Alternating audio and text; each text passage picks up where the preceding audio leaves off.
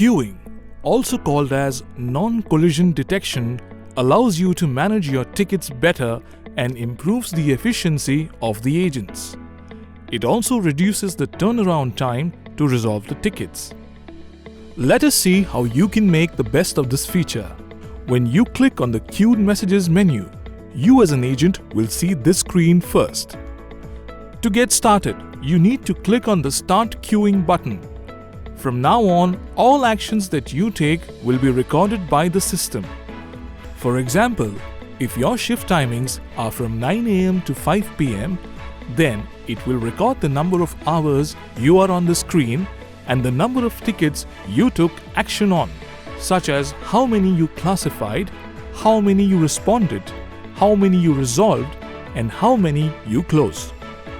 When you get started with queuing, it gives you an option of choosing how many tickets you want to load in the first go. By default, the option is set to 10. Either you as an agent have this option or the admin sets it for you. As you complete your task on one ticket, you are assigned a new ticket.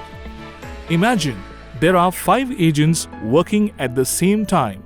Then all of them will be given equal tickets and no 2 tickets will be assigned to the same agent. This way, you can ensure there is no collision of tickets.